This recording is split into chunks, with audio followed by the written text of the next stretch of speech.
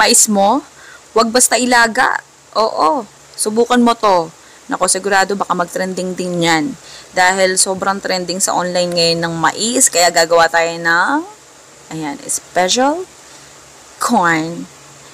Ayan, lagay ka ng 1 pack ng jelly powder. Next, 2 kalahating cups ng tubig. Okay, tas haluin mo lang, lutuin mo hanggang sa kumulo. Oo, ganun. Hindi mo na kailangang orasan. Ganun lang. Matapang yung timpla ko dito sa jelly powder, ha. Dito sa jelly mixture natin, matapang. Oo. Kumbaga, pag ninata mo siya, nanlalabad ganun. Ayan, tas halin natin sa lagyan, intayin nating mamuo. Tapatan mo ventilador para mamuo agad. Ayan, kasama ko si Ethan habang inintay namin yung jelly natin na mamuo. Nung namuo na, ayan, nakaabang pa rin siya. Hiniwa na natin yan. Hiwain natin ng pa-square or pa-rectangle. Basta maliliit lang, yung sakto lang. Yung babagay sa size ng mais, ganun. Madali lang hiwain yan. Yan, ganyan siya. Pero kung gusto mong mas marami pang magawa nitong jelly, pwede mong gawing hanggang 5 to 6 cups yung tubig sa mixture nun. Sa akin kasi gusto ko mas solid eh. Oo. Tapos ito, 425 grams ng mais. Tabi mo lang yun. Pagkabukas, pinakita ko lang sa inyo. Tapos itong cups natin na 150 ml, lagyan natin ng cheese powder. O, kung gaano karami yung bet mong ilagay, sige, push mo yan. Tapos lagay tayo ng asukal. Granulated.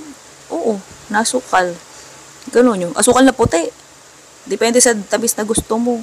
Tapos lagyan na natin dyan yung isang dilata ng mais. Hatiin mo lang sa 7 piraso. At syempre, meron naman siyang kasama sabaw, kaya sama na natin. Tapos, yung hiniwa natin kaninang jelly, ayan. Bali, may flavor pala yung ginamit ko dito, mango. Oo, pero kung ayaw mo na may flavor, wag mo nang lagyan. Di ko nga rin malasahan yung mango. Oo. Kaya, kulay dilaw na lang na jelly ang gamitin mo. Tapos ito, oo, depende sa dami ha. Oo, nung kakain. Depende sa dami na gusto nila. Bala sila, tanungin mo na lang sila. O depende sa puhunan mo, ganun. Yung dami ng cheese powder at saka yung asukal.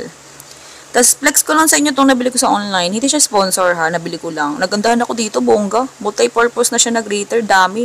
O lagi kasi nawawala yung pang, ano ko dito sa kusina. Pang kaid ko ng cheese. Ayan, umorder ako sa online. Mura lang kasi.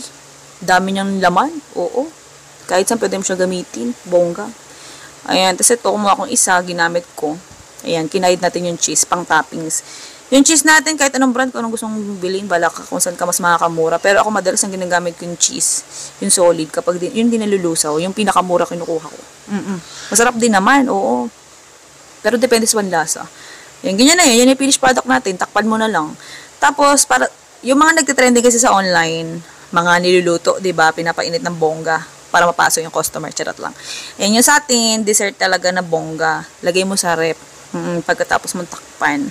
Mga 2 hours mo lang pwede ilagay sa rep yun, pwede mo lang lantakan. Kaya kung nagmamadali yung customer mo, pwede mo na agad ibigay. Walang mapapasong nguso sa recipe na to.